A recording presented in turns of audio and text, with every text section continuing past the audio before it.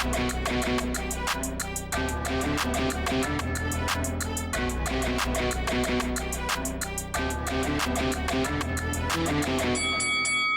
guys, welcome to Boxing Squared for boxing news and views from around the internet. Redemption for Dillian Whyte in Gibraltar, stopping Alexander Povetkin in the fourth round of their fight. So this was the rematch. He was looking for this revenge, and he got it. So it was a good highlight reel knockout to sort of end the end proceedings. But ahead of that, it was anyone's fight because both were loading up, high-risk strategy. But Povetkin, right from the outset, didn't quite look himself. For the most part, Dillian Whyte was in control of this fight and behind the jab. The jab in particular in round one and actually through the fight was a good weapon for him. Povetkin not really moving his head, Whyte having success whenever he basically threw it. But both guys, it got off to a quick start, loading up, looking for the knockout punch early and often. And obviously that was leading to some entertaining scenarios in action. And you had Alexander Povetkin on skates after he took a couple of glancing blows, one to the top of the head. And for about 30 seconds after that, you sort of thought, is this going to end in the first round? But he did rally, battle back, had a good round two. He landed an overhand right of his own. But Dillian Whyte from round three on, he really did start to piece Alexander Povetkin up a bit more. He was landing some nice shots. There was a really good overhand right, and it did rock Alexander Povetkin. Whyte and Povetkin then got into a bit of trading, but ultimately it didn't lead to anything. But round four, Povetkin was rocked with a series of right hands throughout the round, but there was one that knocked him back into the ropes, and he really was on skates after that. And Dillian Whyte jumps on him, manages to land one of his signature left hooks, and Povetkin is down for the count. The referee sees enough, and after a few waves it off, and as the referee waves it off, in comes the towel.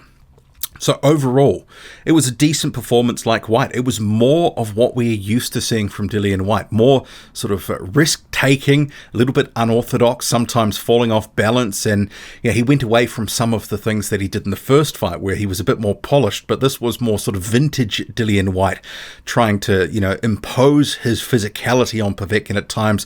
There was one round where he drove him into the ropes. Those sorts of tactics which were not seen in that first fight. But have to say, Povetkin looked out of sorts pretty much from the start of the fight, but I don't want to take anything away from Whyte's win, but perhaps the COVID bout that recently Alexander Povetkin had, because after about 2 rounds, he kind of looked spent, and even in those first 2 rounds, there were moments where you sort of thought he doesn't look the same, his legs aren't there, taking 1 or 2 shots, and he was on sort of skates, but he did manage to wear a few right hands that probably would have dropped other heavyweights, but overall, he did look faded even from that first fight, and possibly COVID is a reason.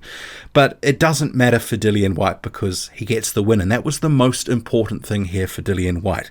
A lot of positives with this fight coming out of it. One, he wins, so $1 million paydays on the horizon, possibly not a title shot next. So from this, he gets the interim WBC title.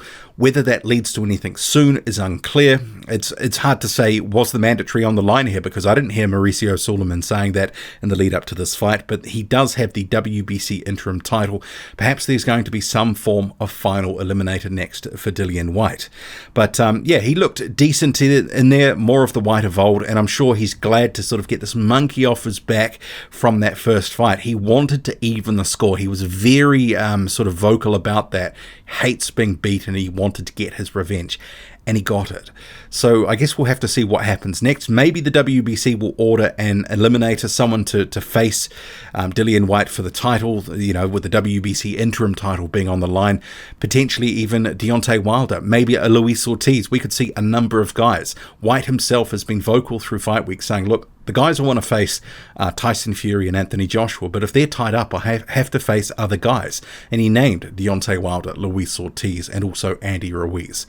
So we'll see where things go with Whyte, but on the other side of the coin for Alexander Povetkin, and remembering here, there was a coin for this fight. Here it is on screen, a £2 coin. So I can say other side of the coin, and it's got, a lot of relevance. Povetkin, he looked old, he looked washed, and ultimately he probably should retire.